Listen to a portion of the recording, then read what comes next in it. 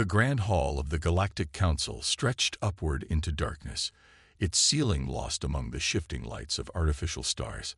Representative James Walker stood at the speaker's podium, his plain black suit standing out among the colorful robes and shimmering scales of the assembled alien delegates.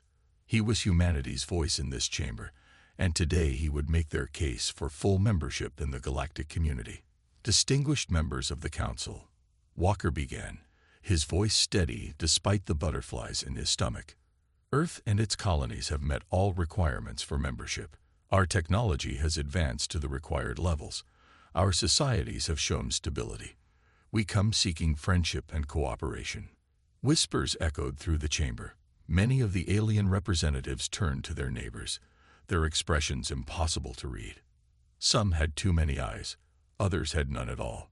Walker had spent months learning their customs, but still felt like an outsider. High above, Council Leader Bluestone, as humans called him for his crystal-like skin, raised a limb for silence. "We have reviewed Earth's application," he said, his translator making his clicks and whistles into clear words. "However, there are concerns about your species' aggressive tendencies." Walker had expected this. He opened his mouth to respond, but another voice cut through the chamber. "Stop!" The word boomed across the hall. From the shadows of the ancient species section, a figure emerged.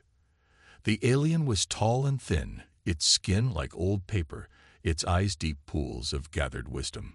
Walker recognized it as an elder, one of the first species to achieve space travel. "I must speak," the elder said, floating down to the main floor. "You cannot simply treat this as another membership application. The humans, they are different." Council Leader Bluestone's crystal skin flickered with annoyance. "Elder Whiteleaf, this is not your concern. Your species gave up voting rights centuries ago. I speak not to vote, but to warn." The elder moved closer to the center. "I have watched humanity since they first reached for the stars. They are not like the other young races." Walker stood quietly, watching the exchange. This was unexpected, but he knew better than to interrupt. "In what way?" asked a representative from the Warrior Claw Kingdom, their armored hide gleaming under the lights. The elder's voice grew grave. "They do not think like us. When faced with impossible odds, they do not surrender. When told something cannot be done, they try anyway. And most importantly," the elder paused, looking around the chamber, "when struck, they do not forget." Laughter rippled through the chamber. Walker noticed it came mainly from the younger species representatives. "Surely you exaggerate," said Bluestone. "All species fight. All species remember." "No," the elder insisted. "You do not understand.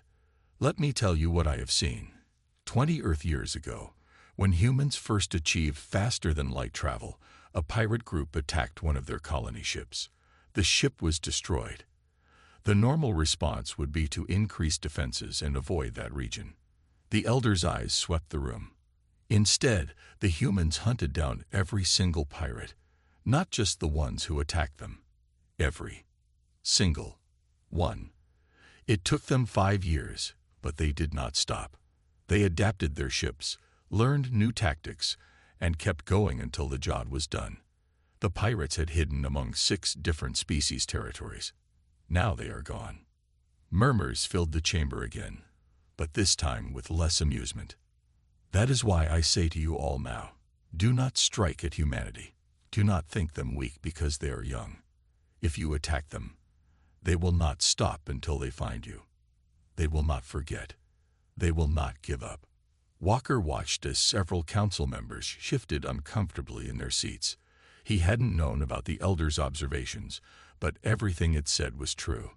Humanity's response to threats had always been thorough. Bluestone waved a crystalline limb dismissively. "Thank you for your colorful warning, Elder. However, the council will proceed with its normal deliberations. Representative Walker, you may continue." But before Walker could speak, the elder floated directly in front of Bluestone. "You are making a mistake. I have seen the reports some of you have hidden. I know certain council members plan to strike at Earth's colonies. You think to eliminate a potential threat before it grows too strong. The elder's voice carried to every corner of the chamber. I tell you now, if you do this, you will create exactly what you fear. Chaos erupted in the chamber. Representatives shouted accusations and denials. Walker stood silently, his mind racing. If what the elder said was true, Earth needed to prepare. This session is suspended, Bluestone announced, his crystal skin flashing with angry colors. Clear the chamber. As the representatives filed out, Walker noticed several members of the militant species gathering in a corner, speaking in hushed tones. The elder's words had not scared them. They had hardened their resolve. Later that night, in his temporary quarters on the council station, Walker sent an encrypted message to Earth's Defense Command. He chose his words carefully. Weather forecast shows storm approaching. Elder suggests preparing umbrellas. Then he sat back and looked out at the artificial stars dotting the station's dome. The elder's warning echoed in his mind. Humanity had indeed come seeking friendship, but they had never backed down from a fight. If the council really was planning an attack, they were about to learn exactly why the elder had warned them. In a secure chamber deep within the council station, 13 representatives gathered in secret. Their species were among the most militant in the galaxy, and all shared the same fear: humanity's rapid rise. The elder's warning changes nothing, said the representative from the Claw Kingdom. If anything, it proves we must strike now, before they grow stronger. Agreed, chittered another. Our analysis shows their colonies are vulnerable. A swift, coordinated attack will end this before it begins. The elder speaks of human vengeance, a third voice added, but dead species cannot seek revenge. They spent the next hours planning humanity's destruction, confident in their superior numbers and technology. None of them noticed the small maintenance drone in the corner, its camera feeding directly to Walker's secure tablet. As Walker watched the feed, he sent another message to Earth. Storm confirmed. Lightning expected. Zeus Protocol recommended. The response came quickly. Zeus Protocol activated. Thunder rolls in 3 days. Walker deleted both messages and looked again at the stars. The council had ignored the elder's warning. Soon they would learn why that was a mistake. Humanity had not come this far to be eliminated by those who feared their potential. In the shadows of the station, the elder watched and waited. It had done what it could to prevent the coming conflict. Now it would watch as history proved its warning true. The humans would not just survive what was coming.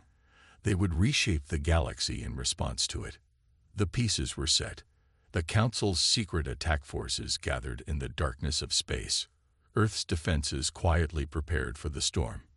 And in 3 days, the galaxy would learn exactly why the Elder had warned them. Never strike at humanity unless you are prepared for them to hunt you forever.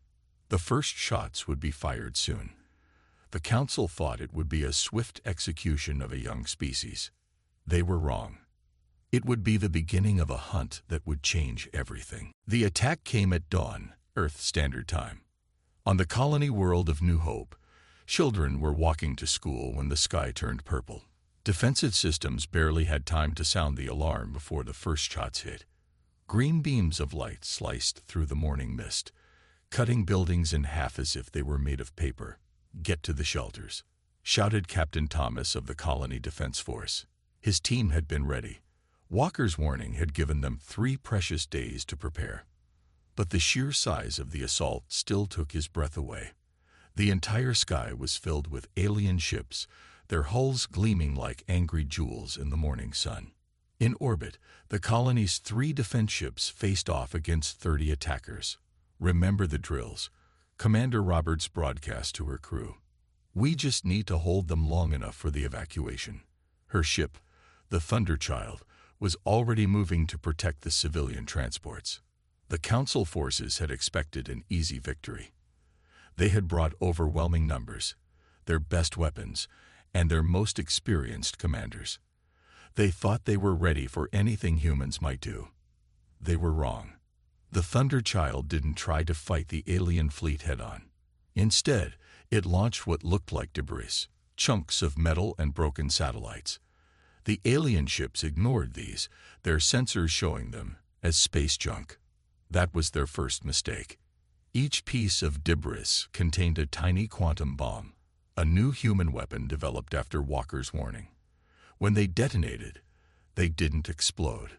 Instead, they created micro-black holes that lasted for just a fraction of a second, long enough to tear holes in 5 alien ships. Impossible. The alien fleet commander sputtered. Their technology isn't supposed to be this advanced. But humans had learned long ago. When someone plans to kill you, the rules about technological development become very flexible. On the ground, the situation looked grim. Alien ground forces had landed, their armor making them seem invincible as they marched through the streets. They were tall, covered in metallic scales that deflected normal weapons, and carried guns that could melt through concrete. Captain Thomas watched from his command center as they approached the city center. "Wait for it," he said into his radio. "Let them get closer." The aliens marched forward, confident in their victory. Their intel said this was one of humanity's strongest colonies, but the resistance seemed pathetic. No one was even shooting at them anymore. That was their second mistake. When the alien forces reached the city center, Thomas pressed a button. The ground beneath the aliens' feet suddenly turned to liquid, a sea of nanobots that had been disguised as normal road material. As the aliens struggled, the nanobots began climbing up their armor, finding tiny gaps and seeping inside. Within minutes, half the invasion force was blind, their helmet visors covered in a layer of microscopic machines that blocked all vision. The other half found their weapons wouldn't fire, the same nanobots having worked their way into the firing mechanisms. "Now," Thomas ordered. Human defenders emerged from hidden bunkers, wearing simple body armor and carrying what looked like primitive projectile weapons. The aliens actually laughed when they saw them. That was their third mistake. The primitive guns fired electromagnetically accelerated rounds that could punch through the aliens' armor like it was wet paper. Each shot was guided by a tiny AI that could adjust its trajectory mid-flight. The defending forces had been practicing with these weapons for the past 3 days straight. In orbit, the battle took another turn. The civilian ships hadn't been running away. They'd been getting into position. Each transport was packed not with refugees, but with swarms of combat drones. When the ships opened their cargo bays, thousands of small, fast-moving targets filled space. The alien fleet's advanced targeting systems were overwhelmed.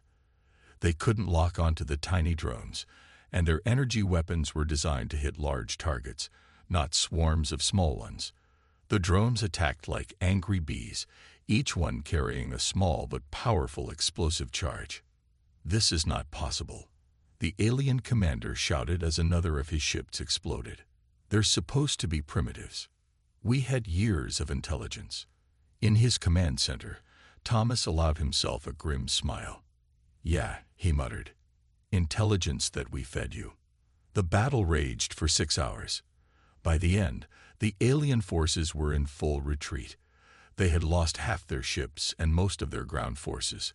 The human casualties were significant, 3,000 dead or wounded. But the colony still stood. As the alien fleet limped away, they received a transmission. It was broadcast on all frequencies, in all languages. "You should have listened to the elder. This was just one colony. We have dozens. And now we're coming for you." The message was signed simply, "Humanity." Back on Earth, the Defense Council received reports from New Hope and the other colonies. Some had been hit harder than others, but none had fallen. The Zeus protocol had worked. Every colony had been prepared, every defender ready. "Send the second phase orders," General Rivers commanded. Her face was tired but determined. "All ships are to begin immediate pursuit of the retreating forces. I want to know where they came from." An aide looked up from his tablet. "But sir, some of those ships are faster than ours. They'll escape." Rivers smiled. It wasn't a pleasant expression. No, they won't, because we've had 3 days to plant quantum trackers on every supply ship that left the Council station. Wherever they run, we'll find them. In the depths of space, the retreating alien ships didn't realize they were already being followed. Human stealth ships, hidden in the darkness between stars, tracked their every move. Each alien vessel that thought it had escaped was actually leading humanity straight to its home base.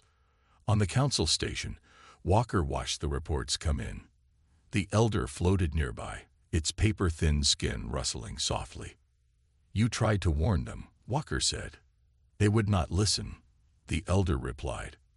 "Now they will learn why they should have." Walker nodded, looking at the latest casualty reports. 3,000 humans dead or wounded. In previous wars between Council species, such losses would have led to immediate surrender negotiations. But humans were different. Those 3,000 deaths wouldn't lead to surrender. They would fuel what was coming next. "We didn't want this war," Walker said softly. "But they're about to learn something important about humanity." "And what is that?" the Elder asked, though it already knew the answer. "The difference between soldiers and hunters." Walker's voice was quiet but firm. "Soldiers stop fighting when they're ordered to. Hunters never stop. Not until they've found their prey." As if to emphasize his words, another report flashed across his tablet. Human ships were now moving into position throughout Council space. The alien forces thought they had escaped. They were about to learn otherwise. The hunt was beginning. 6 months after the attack on Earth's colonies, the galaxy had changed. The Council's mighty fleets no longer patrolled their trade routes with confidence. Instead, they moved in large groups, weapons always ready, jumping at shadows. They had good reason to be afraid.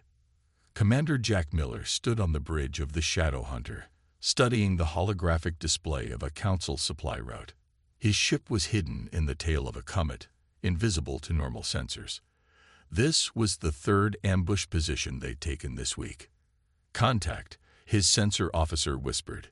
3 Council cargo ships, 2 escorts. "Heading matches intelligence predictions." Miller nodded, just like clockwork. "Status of our friends."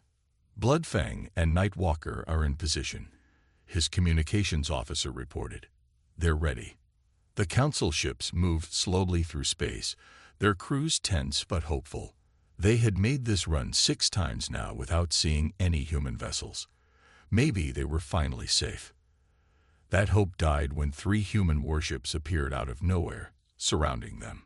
"Council vessels," Miller broadcast. "You have 2 choices: surrender and live, or resist and lose everything. You have 30 seconds to decide." The Council escorts immediately opened fire. Their energy weapons lit up space like artificial suns. But the human ships weren't there anymore. This was humanity's new trick, learned from studying the wreckage of Council ships. They had cracked the secret of short-range teleportation. While the Council used it only for cargo transport, humans had weaponized it. The Shadow Hunter appeared behind the Council ships, its guns already firing. The new human weapons weren't energy beams or missiles. They were simple metal slugs, accelerated to near light speed by gravity drives. They punched through Council shields like they weren't even there. "Interesting," Miller noted as the Council ships exploded. "They still haven't adapted their shields to handle kinetic weapons. They're too dependent on energy-based technology." Back on Earth, in the newly built war room, General Rivers studied reports from 100 similar battles. Humanity's hit-and-run tactics were working better than anyone had expected. The Council forces, used to fighting large-scale battles with clear front lines, couldn't adapt to an enemy that struck from nowhere and disappeared just as fast. "Another supply convoy destroyed," an aide reported. "That's the 6th this week. The Council's outer colonies are starting to suffer supply shortages." Rivers nodded. "And the tracking data. Every surviving ship is leading us straight to their hidden bases, just as planned. They still haven't found our quantum trackers." The quantum trackers were humanity's masterstroke, microscopic devices that attached to ship hulls. undetectable by Council technology, sending their location through quantum entanglement. No signal to trace, no transmissions to detect, just pure science turned into a weapon. In Council space, the alien leaders were meeting in emergency session. "This is impossible," the Claw Kingdom representative shouted. "How are they finding every ship, every base? We're using stealth technology that took us centuries to develop." Bluestone's crystal skin had lost its shine. "Our attacks on their colonies failed. Now they're hunting us one by one." The Elder's warning. "Do not speak of the Elder," another representative snapped. "This is already bad enough without reminding us of our mistakes." But their mistakes were catching up to them. Human ships had been spotted in supposedly secure systems. Supply lines were being cut. Hidden bases were being found and destroyed. And worst of all, humans weren't killing everyone they caught. They were letting survivors go. Survivors who spread stories of human power, human mercy, and human determination. On a Frontier Council world, Miller's team made another discovery. His engineers were studying captured Council technology when they found something interesting. "Sir," his chief engineer called, "we've cracked their hyperspace communications. They've been using the same encryption for 100 years. Never thought anyone would catch up to their tech level fast enough to break it." Miller smiled. "Can we track their communications?" "Better. We can read them. All of them. And sir, they're terrified. Half their worlds are ready to surrender just to avoid facing us." This was what humanity did best. Not just fighting, but learning, adapting, taking their enemies' strengths and turning them into weaknesses. The Council had thought their technological advantage would make for an easy victory. Instead, each piece of their technology captured by humans was quickly understood, improved, and turned against them. In the Council's secure command center, warnings flashed across screens. Human ships had been detected near their homeworlds.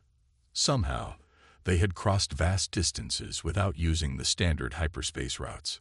"How?" a Council commander demanded. "The hyperspace routes are fixed by physics. They can't just make new ones." But humans had learned something the Council had forgotten. The rules of physics were more like guidelines if you were desperate enough to try new things. Earth's scientists, driven by the need to protect their species, had discovered that hyperspace routes weren't fixed at all.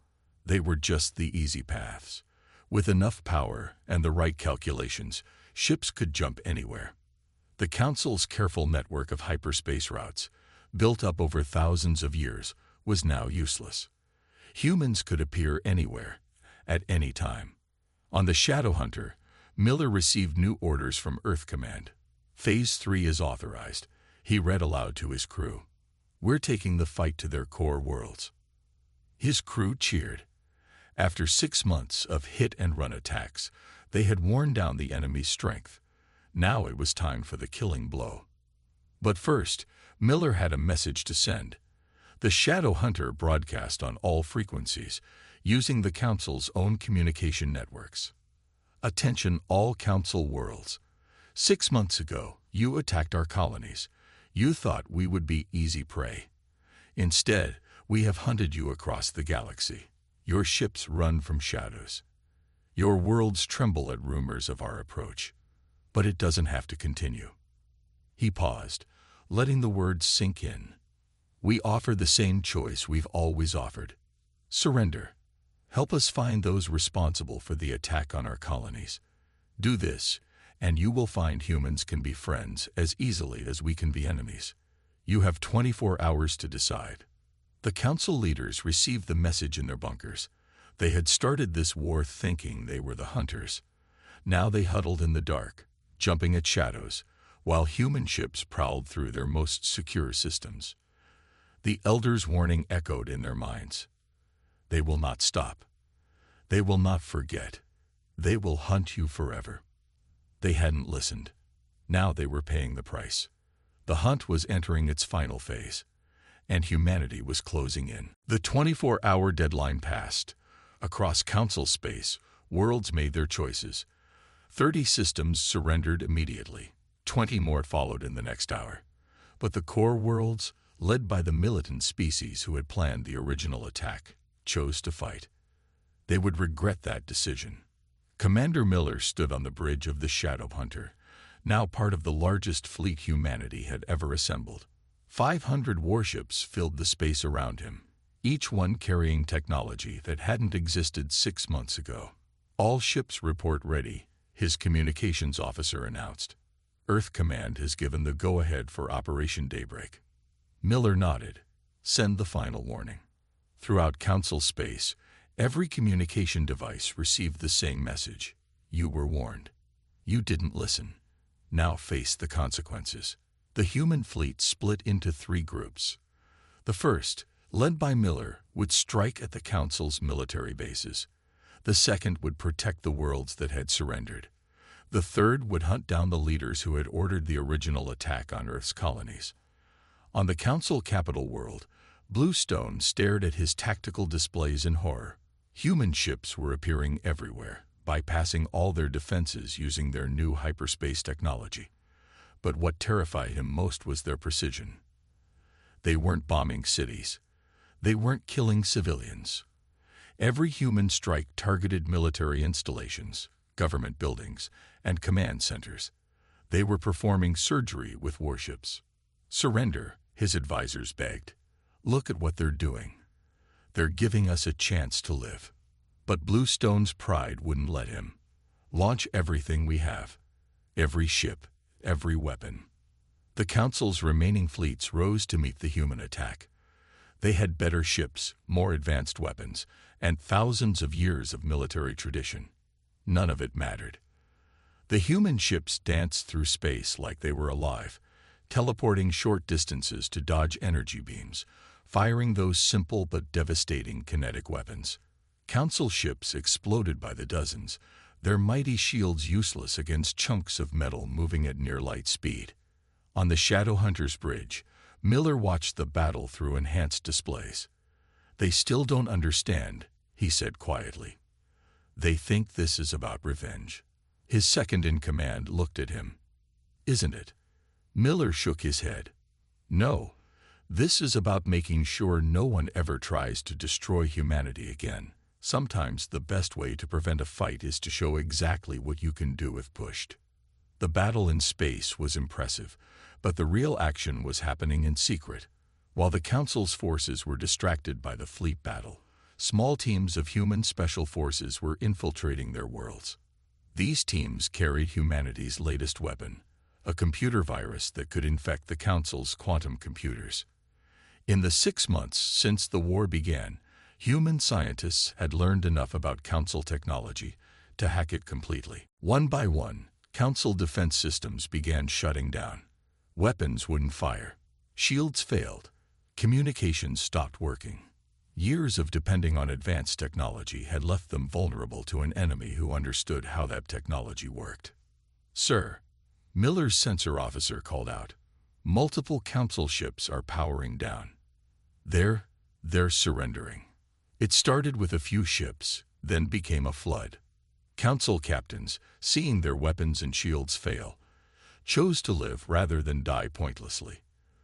The mighty Council fleet was surrendering not with a bang, but with a whimper. On the Council capital world, Bluestone received desperate messages from his commanders. Our weapons are useless. Our communications are compromised. The humans are inside every system. Then a new voice came over his command center speakers. It was Walker, the human representative they had dismissed so easily months ago. This is your final chance, Walker said calmly. Surrender now. Order your forces to stand down, or we will be forced to demonstrate our full capabilities. Bluestone laughed bitterly. You're bluffing. What more could you possibly do? Look at your son. Bluestone turned to the window. The capital world's star was changing color, shifting from yellow to red, then back again. That's impossible, he whispered. No species can affect a star. We couldn't 6 months ago, Walker replied. It's amazing what humans can learn when properly motivated. Your son is now under our control. We can shut it down any time we want. But we won't, because we're not monsters. We just want you to understand that you cannot win. Not now. Not ever. The council chamber erupted in chaos. Representatives who had supported the war were now screaming for surrender. Bluestone's crystal skin had turned pale, almost transparent with fear. In orbit, Miller received new signals. Council ships were powering down everywhere. Defense stations were going dark. The mighty Council military, which had fought to eliminate humanity in a swift strike, was surrendering completely. "Send word to all human ships," Miller ordered. "Accept their surrender. Treat prisoners with respect. Show them what humanity really is." Ground teams moved in to secure Council facilities. They found many of the leaders who had planned the original attack trying to flee. But there was nowhere to run. Human ships were everywhere. Human technology controlled their systems, and human determination had broken their will to fight. The Elder appeared in the council chamber, floating serenely among the panicked representatives. "I warned you," it said simply. "I told you what would happen if you struck at humanity. They are not like other species. They do not think like us. When faced with destruction, they do not accept it. They overcome. They adapt. They evolve." Walker joined the Elder, standing tall in his simple black suit. "Now you understand. Humanity doesn't want to rule you. We don't want revenge. We want to make sure this never happens again." He looked around the chamber, meeting alien eyes of all shapes and sizes. "You tried to destroy us because you feared what we might become. In doing so, you forced us to become exactly what you feared. But it's not too late to change that future." The council representatives looked at him, their earlier arrogance replaced by a mix of fear and hope. "Surrender," Walker said simply. "Help us find the last holdouts. Work with us to build something better than the council ever was. Show us that you can learn from mistakes." One by one, the representatives stepped forward to surrender. The war that was supposed to end humanity had instead remade the galaxy. In orbit, Miller watched the sun return to its normal color. Humanity had won, not just through superior firepower, but by being willing to learn, adapt, and show mercy even to those who had tried to destroy them. The hunt was over. Now came the hard part, building a peace that would last. But that was what humans did best. They took impossible situations and found ways to make them work. The galaxy would never be the same. And that was probably for the best. 1 year after the surrender, the galaxy gathered again in the council chamber. But this time, everything was different. The old council tower had been rebuilt, its design now a mixture of all species architecture. Humanity had insisted on this change. The new galaxy would be built on cooperation, not dominance. Walker stood at the center of the chamber, but not as a petitioner this time. He was here to oversee the formation of the new Galactic Alliance. Around him sat representatives from every spacefaring species, including those who had once tried to destroy humanity. "The war trials are complete," Walker announced. "Those directly responsible for planning the attack on Earth's colonies have been sentenced. But now we must look to the future." In the prison orbiting Earth, Bluestone and the other war leaders watched the proceedings on a simple screen. Their sentences were fair life imprisonment, but with chances to earn privileges through good behavior and helping with peace efforts. Humanity had proven its power not just through victory, but through mercy. Commander Miller, now Admiral Miller, stood beside Walker. His ship, the Shadow Hunter, was now a museum piece, a reminder of how quickly humans could advance when pushed. "The past year has taught us all important lessons," Miller said to the gathered representatives. "We learned that fear of the unknown can lead to terrible mistakes, but we also learned that enemies can become friends, if given the chance." He wasn't just speaking empty words. In the past year, humanity had shared many of its technological advances with former Council worlds. Not the weapons, those would be carefully controlled, but medical technology, improved space travel methods, and new forms of energy production. The Elder floated forward, its paper-thin skin now decorated with symbols of both human and council origin. When I warned the old council about humanity, I spoke of their determination and their difference from other species. But I did not mention their greatest strength. The chamber grew quiet, remembering how right the elder's last warning had been. Humans, the elder continued, have an extraordinary ability to forgive. They fought with incredible power, yes, but once victory was achieved, they immediately began helping their former enemies. This is why they are truly different. This is why they will lead us to a better future. Walker nodded. The Galactic Alliance will be different from the Council. No species will rule over others. All voices will be heard. And most importantly, we will face challenges together, not tear each other apart out of fear. On screens across the galaxy, billions of beings watched as the new alliance took shape.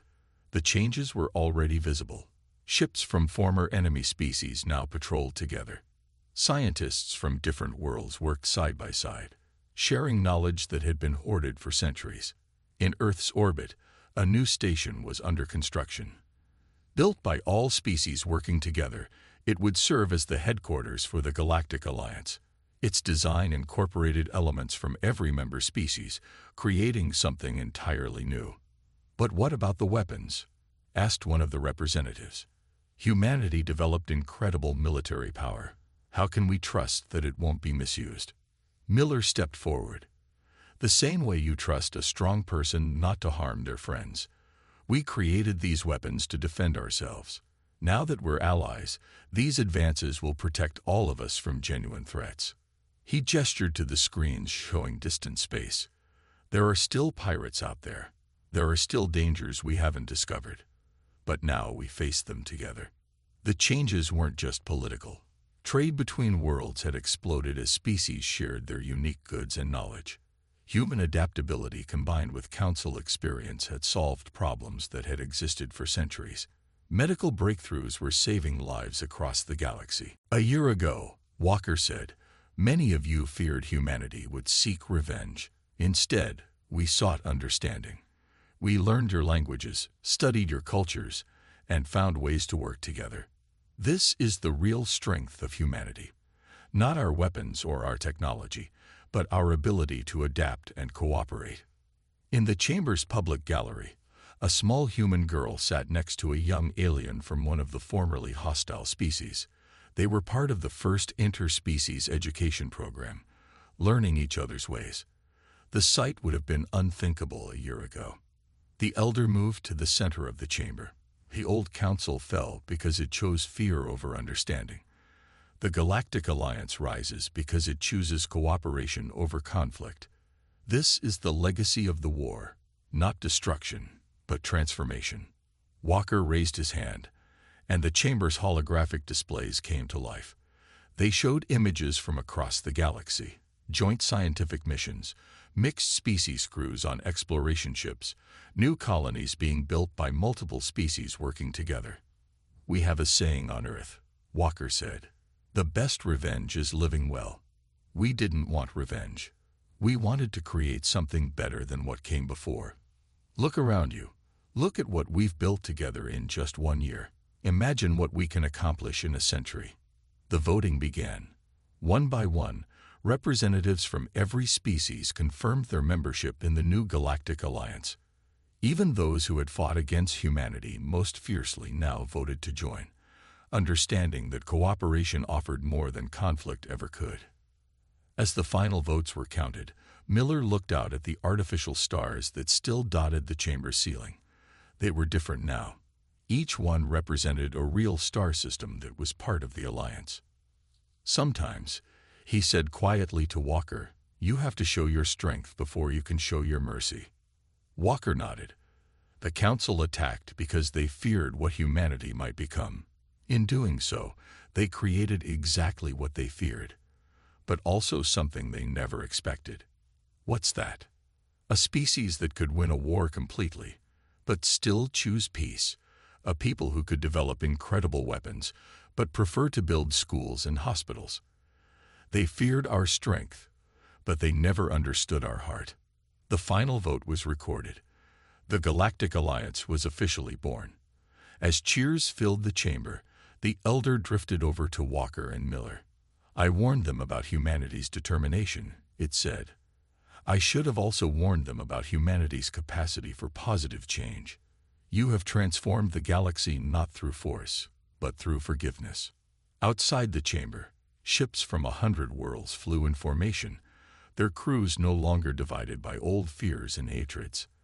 The galaxy had learned its lesson. Never strike at humanity, not because they will hunt you forever, but because they might just show you a better way to live. The war was over, the hunt had ended, and something new and wonderful had begun. The stars waited, ready for whatever would come next. But this time, the galaxy would face it together.